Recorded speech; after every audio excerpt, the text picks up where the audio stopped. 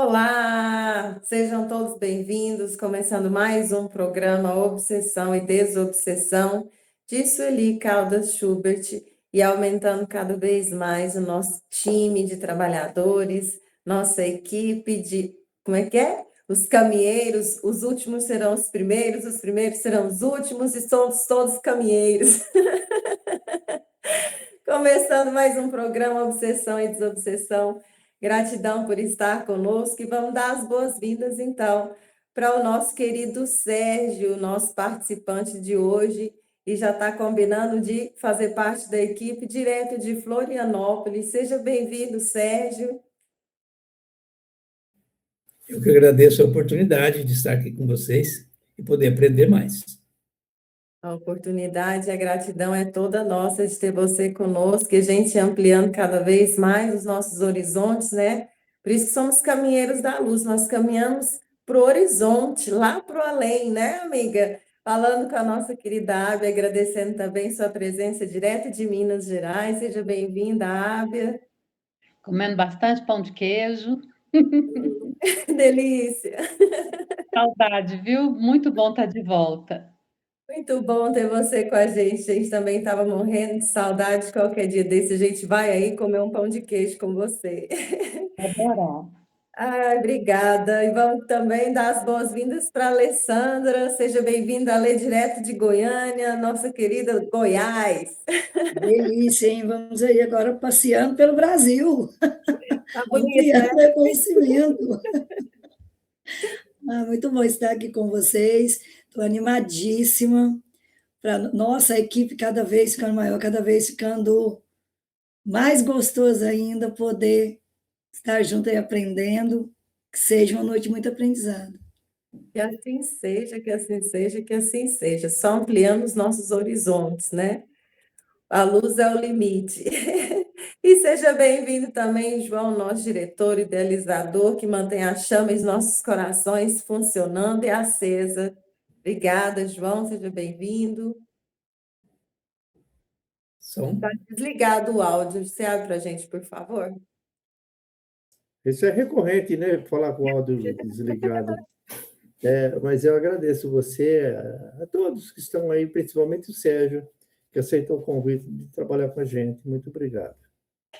Muito obrigada mesmo, viu, Sérgio? Quero agradecer também o Cláudio, a Alessandra, que também está entrando aí para o nosso time, que está deixando a nossa família cada vez maior. E hoje, como o Sérgio é nosso convidado, e a gente sempre começa a Obsessão e Desobsessão com a síntese de um livro, quem vai trazer a síntese de hoje é o Sérgio. E o livro, né, que ele vai trazer para a gente é o Fonte Viva, de Chico Xavier, pelo Espírito Emmanuel. Faz uma síntese para nós, por favor, Sérgio, desse livro, deixa esse povo bem curioso. Esse livro realmente é uma pérola, né? Ele faz parte de um grupo de livros, né, que tem a mesma característica, a mesma finalidade, que são Vinha de Luz, Ceifa de Luz e Pão Nosso, né? Esses livros, vamos dizer que eles têm uma característica de auxílio direto, 24 horas, né? É muito bom ter esse livro na nossa cabeceira para que a gente possa usufruir, né, dessas belezas, dessas pérolas que o Emmanuel deixou através do Chico Xavier. O que é o contexto do livro, né? Nele, está até o colocar o que está escrito no próprio livro, né, que foi feito na capa, né? Neles, o autor comenta ensinamentos do Evangelho de forma original e atraente. Olha que coisa bonita. Ensinando-nos não apenas a compreender a doutrina cristã, mas a praticá-la em todos os momentos da vida. Encerram um verdadeiro convite ao trabalho nobre e dignificante, inspirado nos ensinos da Boa Nova. Emmanuel, né, compreendendo a finalidade da doutrina espírita, qual foi a proposta de Kardec, né, ele traz trechos do Novo Testamento e, a partir da sua fala, do seu raciocínio lógico, que não perde uma palavra, ele comenta aquele trecho, né, nos dando condições de não só compreender melhor nossa vida, como também a praticá-la, exercer no nosso dia a dia melhores escolhas, ampliando nossa fé e trazendo também a oportunidade, né, de fazermos a caridade de alguma forma, né? Então, recomendo Fonte Viva, para que tenhamos na nossa cabeceira e possamos, a todo instante, ler Emmanuel, principalmente quando a dor, quando a dúvida surge, né? E é interessante, né? Esse tipo de livro, você abre e fala, poxa, mas que coincidência! Caiu exatamente o que eu precisava, né? É uma coincidência que a gente sabe que o céu nos conduz todas as vezes que a gente pede. Pedis, obtereis. Abre e Emmanuel te fala o que você precisa fazer. Muito obrigada, Sérgio, na certeza de que o acaso não existe, né? Sempre vem aí a mensagem que você precisa ouvir. Às vezes a gente fica com aquela pulguinha atrás da orelha. Ah, esse é para fulano, esse é para Beltrano. Não, esse é para nós. Se a gente abriu, a gente está lendo, é a gente que precisa ouvir e interiorizar para poder amadurecer um pouquinho mais no nosso coração. Vamos para o texto, então. Hoje, a quarta parte, a obsessão natural, e acredito que seja a última parte, né, do livro Obsessão e Desobsessão. Chegando no finalzinho, logo, logo teremos novidade. Vou passar o espaço para a Ábia. Com você, Ábia. Vamos lá, capítulo 42. Profilaxia das obsessões. Do livro Obsessão e Desobsessão, quarta parte, a desobsessão natural. Vai e não peques mais. Jesus, João, capítulo 8, versículo 11. Profilaxia é o conjunto de medidas preventivas que evitem o aparecimento de doenças. No caso da obsessão, sendo esta doença da alma, a profilaxia é de vital importância. Como vimos, existe a obsessão porque existe inferioridade em nós. O atual estágio evolutivo do nosso planeta denota a precariedade das condições espirituais do homem. Tudo é feito para que o ser humano se torne cada vez mais materializado. Em nossa sociedade, o indivíduo que deseja fugir aos parâmetros convencionados impostos pelo materialismo é taxado de louco ou idiota. Invertem-se os valores, tornando-se muito difícil a alguém destoar do que passou a ser normal, a norma. Volto com você. Obrigado, Ábia. E vou estar direcionando, então, minha primeira pergunta para você, João. Eu achei muito interessante essa questão, esse texto, né? E para a gente já abrir esclarecendo, pessoal, João, explica para a gente o que é a profilaxia da obsessão, segundo o ensinamento espírita. No sentido do capítulo, é o conjunto de medidas de prevenção. A prevenção do processo obsessivo. Mas eu sempre prego isso, que para você se prevenir do processo obsessivo, basta você melhorar a sua sintonia. Você trabalhar o evangelho, trabalhar dentro do evangelho. Trabalhar o amor. Porque caridade, misericórdia, só faz quem ama. Então você tem que trabalhar o amor. Você trabalhando dentro dos preceitos de Jesus, você evita qualquer tipo de obsessão. Por quê? Porque no nosso planeta, igual ela diz no capítulo, né, ele é um planeta muito materializado ainda. Então, os espíritos que se conectam conosco, eles ainda têm muito desejo material. muito arraigados na matéria. E eles nos levam a um processo obsessivo. Então, qual que seria a nossa, vamos dizer, o antídoto? A nossa prevenção, a nossa profilaxia seria melhorar a nossa moralidade, conforme já foi falado aqui várias vezes.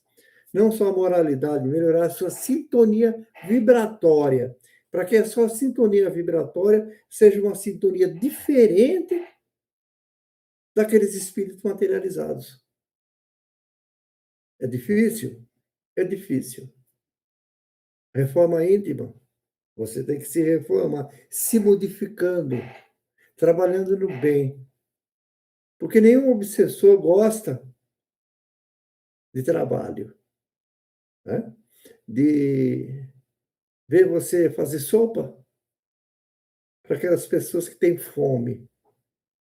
É você acolher aquelas pessoas que estão com problemas da alma ou do corpo. O obsessor não quer isso. O obsessor, via de regra, quando não é um processo obsessivo de vingança, ele quer se satisfazer. É um processo de vampirização. E a profilaxia que você vai utilizar é o trabalho no bem. Quem trabalha no bem não tem problema obsessivo. É isso. Muito bom, melhor forma de se proteger, né? Contra os espíritos de baixa densidade.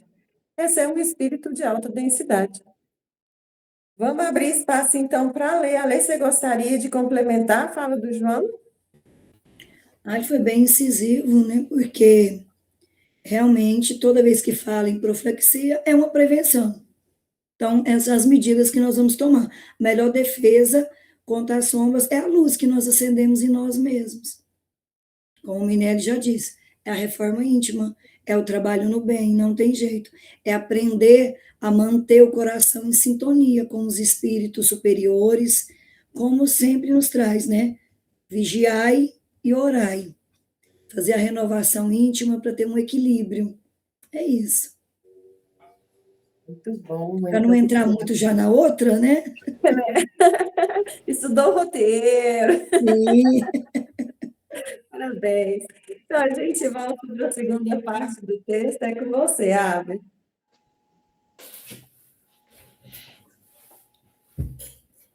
Todavia, isto é possível e deve ser desejado. E o que é incalculável número de pessoas está tentando fazer em todos os quadrantes do globo. Buscam avidamente uma saída, uma resposta.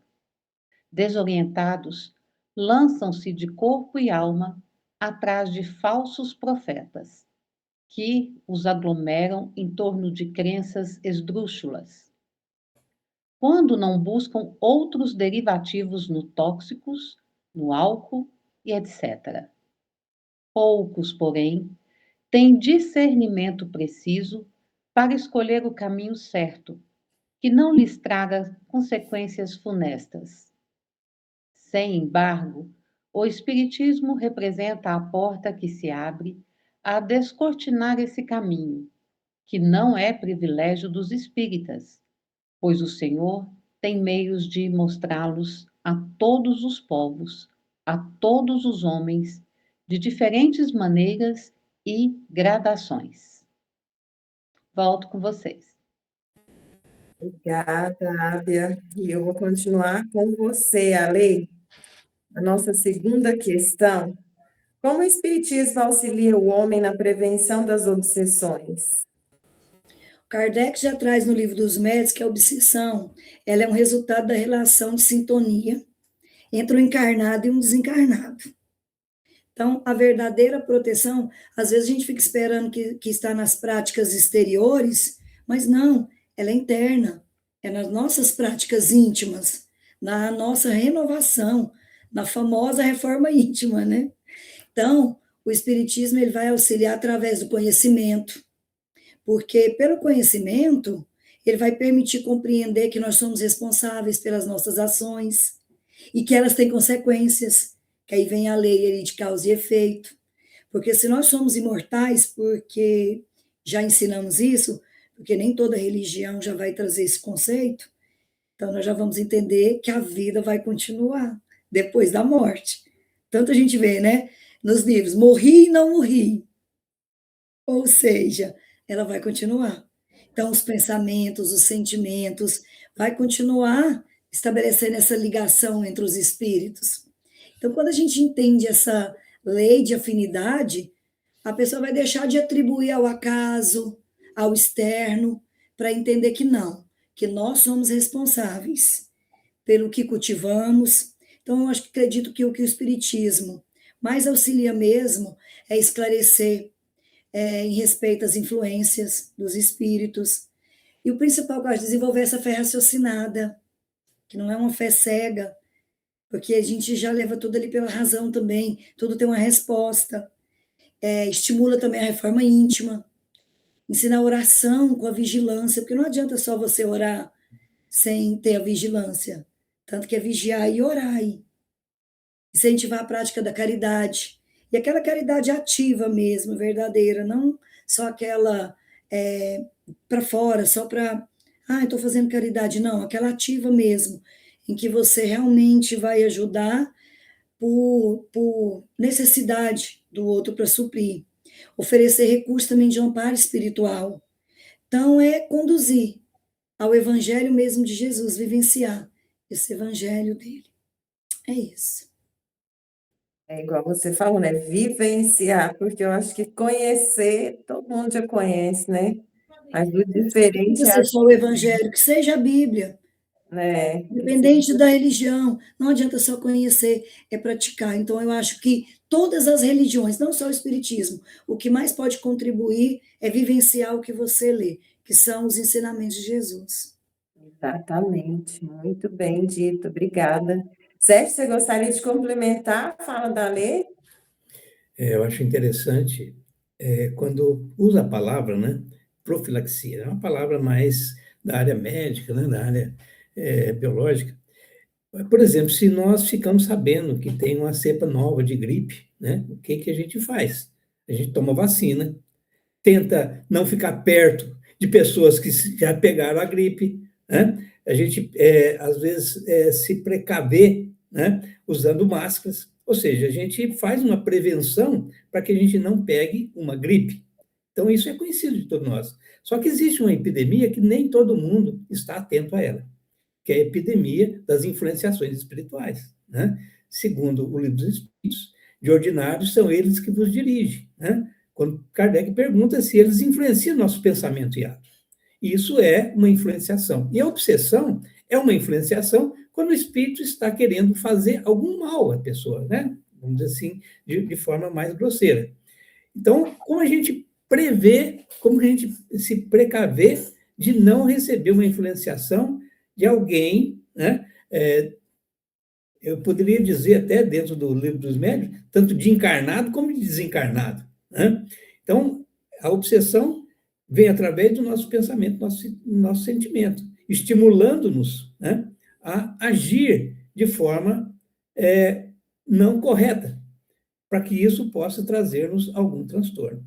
Então, como vem através do nosso pensamento, se a gente percebe, né, que existe a possibilidade dessa gripe espiritual, né, então a gente tem que ficar longe das pessoas que vão trazer essa gripe.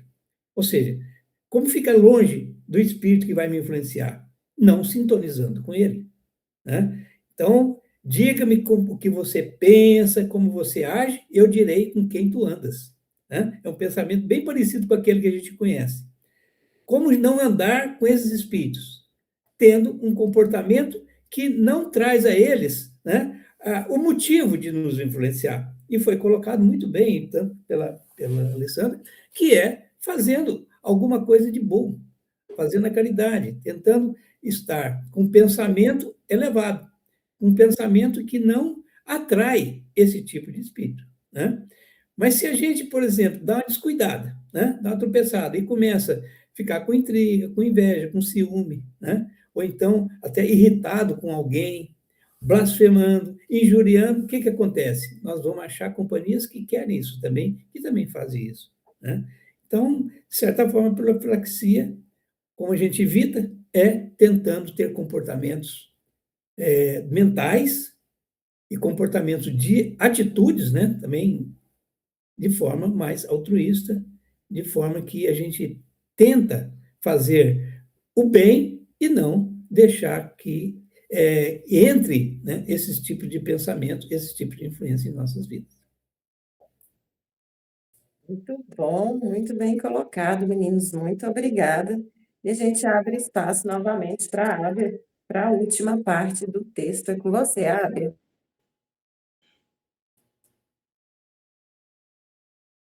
Eu sou a porta, disse Jesus.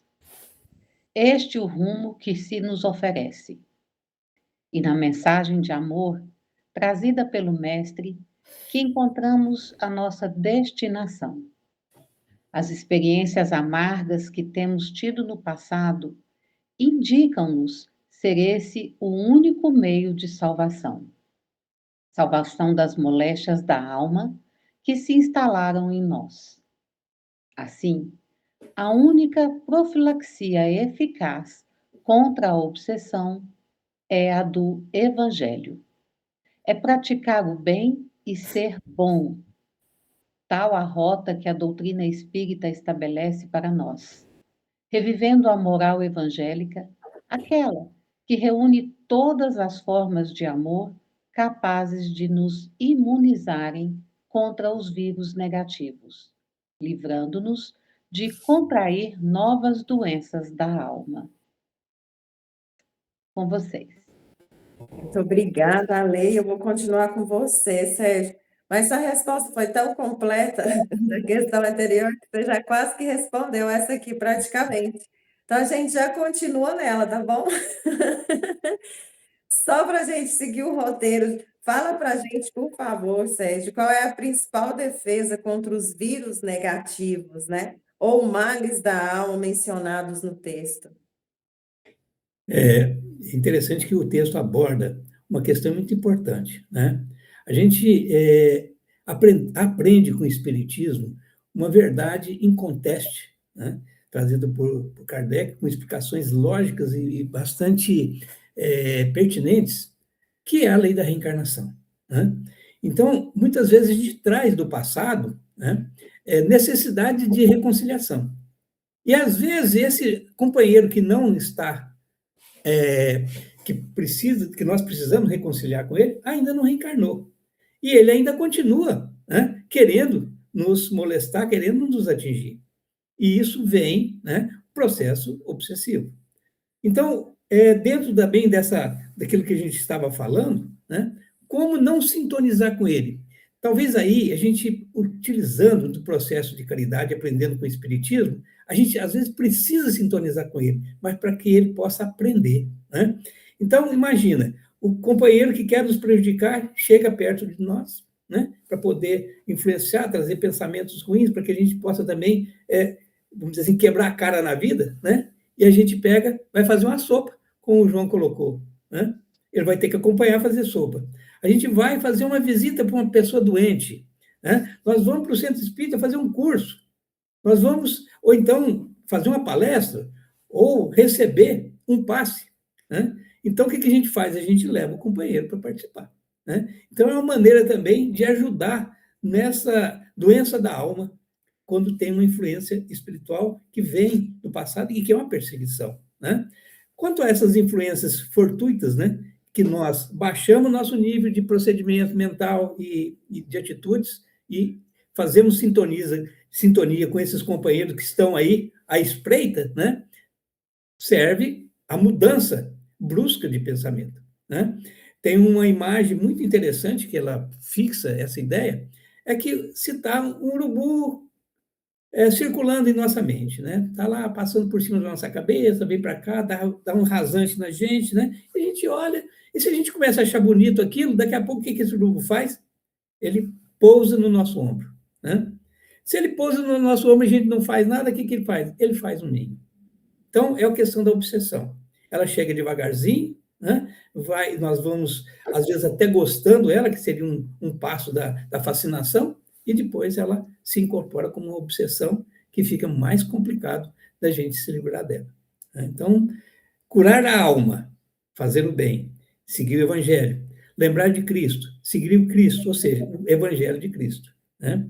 Fazer o que ele nos recomendou. Eu sou o caminho, a verdade e a vida. Ninguém vai ao Pai senão por mim. E se a gente quer levar companheiros, né, até mesmo nossos obsessores, que a gente possa estar com Jesus para que possa também ensiná-los. Muito bom, muito bem colocado, obrigada. João, você gostaria de complementar a fala do Sérgio? O Sérgio colocou muito bem. Eu gostaria só de falar o seguinte: como eu já disse anteriormente, nós temos dois tipos de obsessão. Nós temos aquela obsessão onde o espírito obsessor ele precisa satisfazer seus desejos. Então, é uma vampirização. Ele suga as suas sensações, seu fluido, dependendo do espírito. E existe outro tipo de obsessão, que é aquele obsessor que ele está no processo de vingança. Porque houve, no passado, você deve ter feito alguma coisa que ele não gostou, prejudicado, e ele está no processo de vingança. Então, qual que seria a defesa? A defesa do vampirizador é você melhorar a sua sintonia. Para ele não interessa se a vampirização dele é de sexo, de álcool, é de jogo, e você vai fazer sopa, então ele vai procurar outro. Porque ele não tem uma relação pessoal com você. Ele tem uma relação de afinidades por desejos, de vícios que nós temos. Se você eliminar o vício, se eliminou o obsessor. Agora, se é um processo de vingança, aí tem que evangelizar o obsessor. Porque o processo de vingança não adianta você mudar a sintonia. Porque você muda a sintonia, você despluga. Você perdoa o fulano, mas ele não perdoa você. Então, quando ele lhe encontrar e entrar em sintonia com você, vai começar tudo novamente. Então, é só reconciliação. É só reconciliação. Essa reconciliação ela pode acontecer numa sala mediúnica através de esclarecimento. Ela pode acontecer você indo fazer sopa e levando ele junto. Você indo visitar um doente e levando ele junto, que ele vai ver que você não é mais aquela pessoa tão má como você era na encarnação passada. Só dessa forma. Só dessa forma você consegue eliminar o processo obsessivo, na reconciliação dos dois.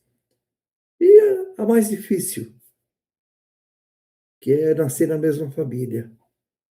Como pai, como irmão, como filho. Aí é mais difícil.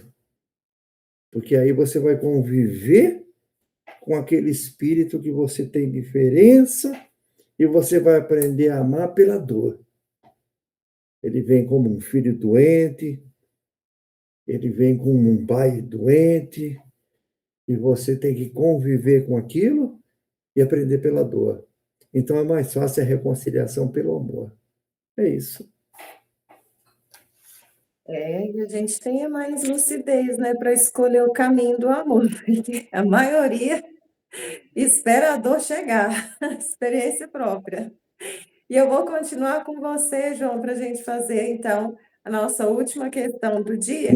E aí a gente deixa a Lê encerrar com chave de ouro, se assim ela quiser, tá, Lê? João, explica para a gente, por favor, por que que muitas pessoas, segundo o texto, acabam seguindo falsos profetas ou buscando refúgio em vícios. Eu vou inverter, né? Porque tantas pessoas buscam refúgio no vício e depois procura falsos profetas. Porque o vício, as pessoas que estão arraigadas no vício são aquelas pessoas hedonistas, que querem o prazer imediato, não pensam em vida futura. Mesmo que aquele prazer lhe traga consequências para a alma ou para o corpo. Porque é muito materialista. A própria sociedade nos leva a esse consumo. A própria evolução tecnológica nos leva a isso.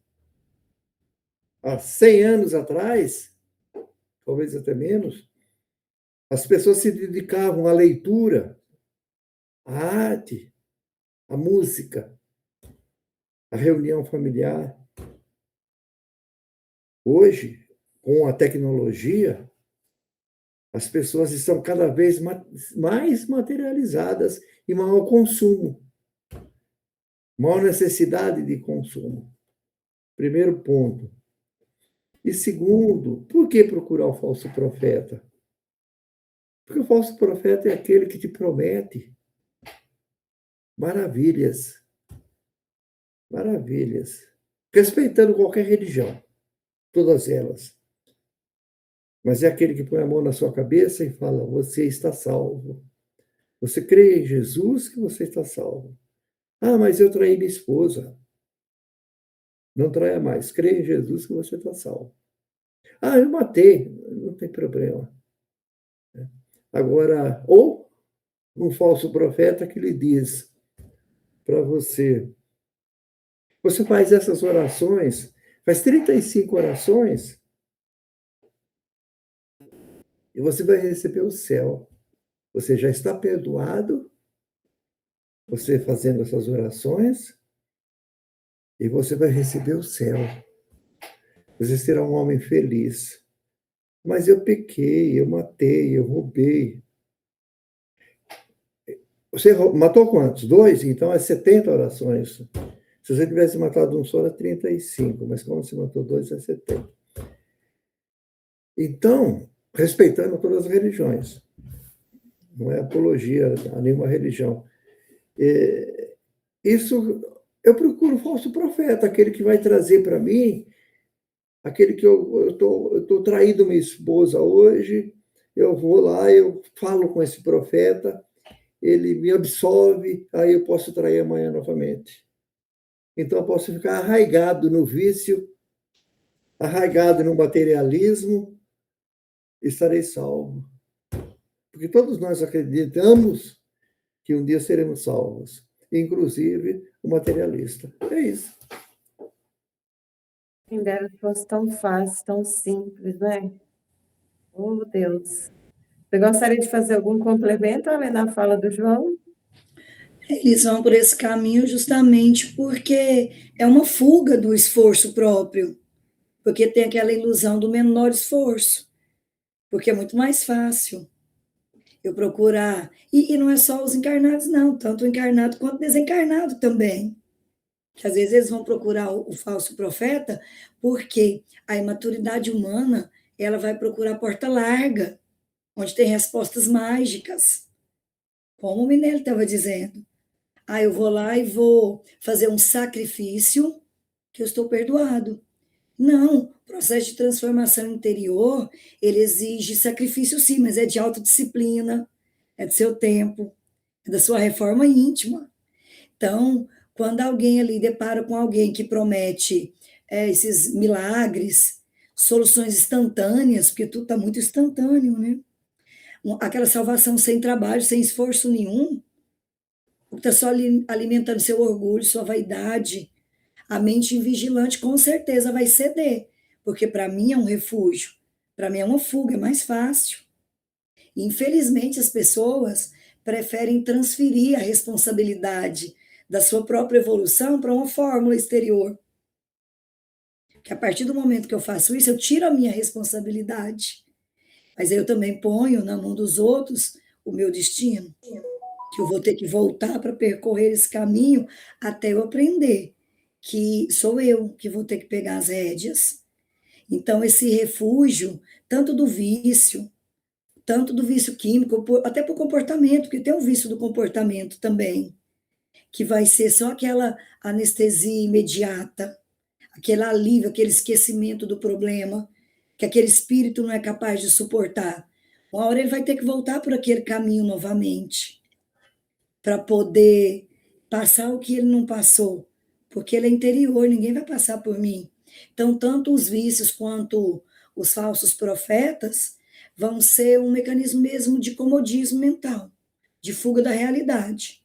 E todos os dois casos que a pessoa prefere ali o alívio imediato, aquele alívio artificial, ela vai ter que voltar e encarar suas próprias realidades, sua própria rédea ali do seu destino, que vai ser mais árduo também, né? Porque as nossas imperfeições, o trabalho para corrigi-la é nosso e vai ficando cada vez mais árduo. Porque, como eu estava pensando quando eles estavam respondendo, quando estava falando da profilaxia, nenhum vírus vai em um corpo sadio, e um corpo que a imunidade está boa. Ele vai aonde tem um ponto que ele pode se apegar e espalhar. Então, é isso que nós temos que refletir bastante. É isso. É isso tudo, né, amiga? É isso tudo, né, pessoal? Muito bacana o programa de hoje, muito interessante. Mais um que a gente deve salvar ali nos nossos favoritos e estar revendo sempre, né? Quero agradecer mais uma vez a presença da Ábia, do Sérgio, da Alessandra. Agora nós temos uma outra Alessandra que futuramente vai estar aqui mostrando o seu rostinho para nós, e para o João, nosso idealizador, nosso diretor e aquele que mantém sempre a chama acesa e os caminheiros caminhando. Muito obrigada para vocês também que estão nos assistindo, que nos acompanha toda semana, que curte, que compartilha, que apoia o nosso trabalho. Gratidão de coração. E o próximo programa a gente vai estar trazendo o capítulo 43, o antídoto. Um beijo enorme para vocês que ficou conosco até o final e até a próxima semana, gente. Muito obrigada. Tchau, tchau. Tchau. Tchau, tchau, gente.